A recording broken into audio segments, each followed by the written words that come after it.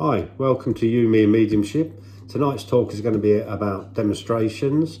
For some of you, it might be the early days and you might be leading up to one of your first demonstrations of mediumship. So it's kind of just to give you a few hints really and lead you in the right direction.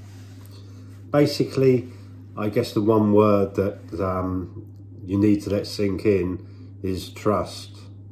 And obviously different circumstances, crossing the paths of different people, all these things have led to you being where you are now, to becoming a medium and preparing to go upon the stage, if you like, and give your demonstration. So there's no circumstance involved in this. You know, you've earned this, you've probably worked very hard, sat in circle, sat for spirit, and well, spirit understand that. Spirit are aware of the work you've put in, so you need to trust. Spirit will be there, they will help you, they will guide you. Nerves will only get in the way, but a lot of people I've spoken to, and also for myself, the nerves just go. The minute you step up upon the platform, they just go. And if you understand the true meaning of the word trust and trusting spirit, then you will understand why those nerves go. Because they are there to help you, to guide you. And in all honesty, a good hour of demonstration, you probably won't remember most of it anyway. You are so far out there, your mind is gone with the fairies, if you like, is completely not on that stage. Okay, you do your hour's demonstration, and for example, I can remember a number of times people coming up to me at the end of a demonstration and asking me questions about things that I'd said, or asking me questions about messages I'd given, and it was difficult sometimes to even remember them. Sometimes you literally had to just nod your head because you could not remember what you said, because you are reaching out so far, you are just not aware of that stage at all. Now, the best thing to do is obviously to sit for a while if you can before you go out upon the stage and deliver your demonstration. So sit for a while. A lot of places will offer you a room with a comfy chair where you can sit, relax, and just attune yourself to spirit before you go out there upon the stage. So don't worry too much. Don't try and overthink things. Don't try and build yourself up into some kind of fluster, if you like, days before, hours before, minutes before. Just relax, be aware that spirit are with you, and be aware that they will help you. And that trust is very important. Trust them 100%, because they will be there with you giving that demonstration. Now, sometimes, you know, at the very first message, you might find that nobody wants to take. You might find that it's difficult to know exactly where you need to go within that room. And obviously, straight away, you'll start to worry, you'll start to panic. But it's important that you relax. That message is real. That message is true to somebody who's sat out there. So keep working with it. Keep throwing questions back to spirit to give you more idea of where you need to go. If you're not sure, ask. Don't just stand there and clam up. Keep that conversation with spirit going. Keep it flowing all the time.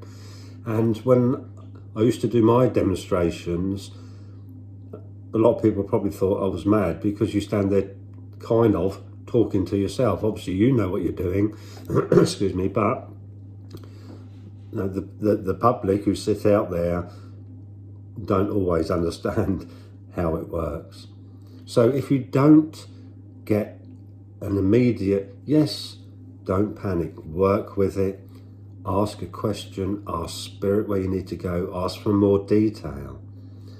And there will be times, and it's happened a few times, where you know where you need to go, and for argument's sake, one demonstration I did where the room was full of tables and people sat around tables, I knew without any doubt that I needed to be on a particular table. That is what the message, or where the message was to go.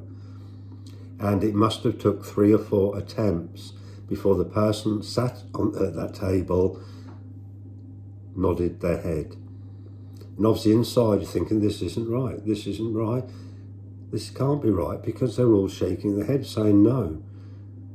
But there's a little spark, if you like, deep inside where you know, no, this belongs to that table, and you just keep working with it.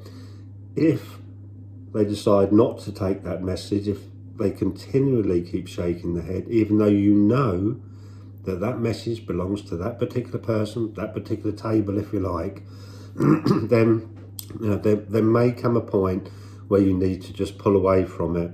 Obviously, people are there to receive messages, and it's unfair to other people if you spend half an hour at one table trying to get somebody to nod their head and say yes. So pull away.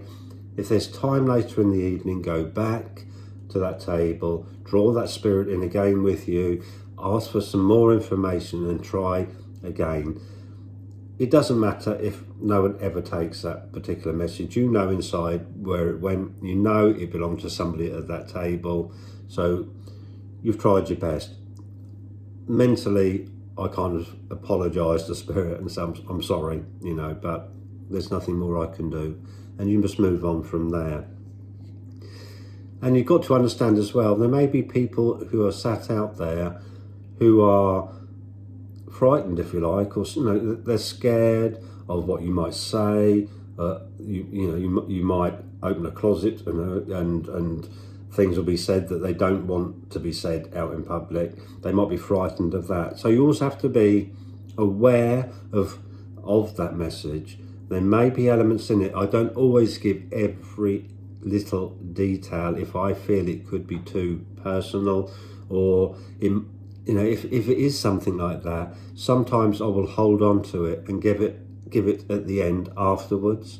If those people are still around, I might just go up to them, say, have you got a minute, pull them to one side and give that piece of that message that you felt was maybe too personal to give out in front of everybody else. You just have to, it's something you will learn over time. And the more demonstrations you do, the more confident you will get. The nerves will disappear, the more trust you will build with spirit. And like I said earlier, in all honesty, I don't remember every single demonstration because I'm reaching out that far. I'm aware of the people and nothing else. I'm not sometimes aware of even the message that I've given, and it has happened where people have come up to me and said, thank you, the message from so and so, and he said so and so and so and so. I just nod my head because sometimes, like I said, I just do not remember. And it's that reaching out, I think sometimes it takes you away from that room, away from that stage, and you are somewhere else. You are far away, if you like. Some people say, you're away with the fairies, if you look, but maybe you are. So if you're unsure of where to go in a room, now, the best way a medium works is knowing what area of that room, or even what person directly that message is meant for. The whole evening will run a lot smoother if you have that ability, and it's something you need to practice all the time, is asking spirit, where do I need to go? Okay, we all have different methods of working. Some of us will straight away sense the person it's for, or you will hear spirit will say red coat, you will hear it, you will say lady on the right, but with me normally it's just a pulling sensation. I'm just led to a particular place in a room, and if you're lucky sometimes right to the face where you need to go. I'm not keen on throwing lots of questions out to an audience, if you like, on trying to find who the message is for. If you sit long enough with spirit, if you work long enough with spirit, if you sit in that silence long enough with spirit, you will know where to go. You cannot be throwing the name of John, the name of David out amongst an audience, because you, in all honesty, will be pulled apart for that. Because everybody, and I'm sure you as well, know a John, you know a David. It's not evidence, okay? Practice that sensation, if you like. Ask spirit to take you to the place you need to go, the person you need to pass that message on to. Ask them to take you to them, okay? Early on, you may just get that sensation of a particular area. You will feel you need to go to the right, the left, the back, the front, the middle, whatever. You will start and practice it, and you will start to know. There'll be a feeling, I need to go there, I need to go there. Work with that, because it's a lot better than just throwing out, I have a David here who drove a lorry. Okay, because when you start getting 3 or 4 hands go up, and then you've got your work cut out, because then you've got to get some more evidence and keep working on it, and sometimes it doesn't work that well like that. You need to know where you need to go. Okay, I hope that helps a little bit. Another thing as well, and just very briefly, I did a demonstration once. I think it's about 100 odd people in a hall, and it was a very long demonstration. It was split probably something like 45 minutes and a break and another 45 minutes, something like that. One thing is important: when that break happens, stay by yourself during the break, because there will be people, if you go mixing with the people that are sat in that audience, there will be people saying, oh, he was listening, he overheard it, this, that and the other. There's all sorts of things. They will try their very best to say that you are cheating, if you like. I used to love doing demonstration in halls where you had nothing to do with ticket sales. You had no idea who was going to be there. And like I said, at the breaks, do not mingle. Fine at the end, but do not mingle at any breaks at all, because somebody somewhere will say, yes, he was listening, he heard so-and-so say that. All sorts of things thrown at me. And, you know, if you know, for argument's sake, I didn't like to know who's going to be at the demonstration, but for some reason, if you get involved in any like ticket sales and things like that, if you're involved in taking the fees for the tickets and things like that, if you get involved in it, you're going to know the names of the people that are going. There's all sorts of things. Don't do it. Now, if somebody wants to organise your evening for you, let them organise the evening for you. Stay well out of it. Have nothing to do with it whatsoever. Just go, do your demonstration of mediumship, and like I said, do your very best, trust spirit and enjoy it. You will get better as time goes on. We all have to start somewhere. But like I said, important, trust spirit. They will help you and they will work with you. And also, what's very important, learn where to go within that room. Ask spirit for help of where to go in that room. It's so much better. It's such a nice, well, it makes a difference in a demonstration if you can go straight to a person and give a name, give a circumstance straight away, rather than throwing stuff out to an audience. That's not good mediumship, not at all. Anyway, I hope it helps a bit. Good luck with your first demonstration. I'm sure it will go absolutely fine. Trust spirit and it will. So good night. Speak to you soon.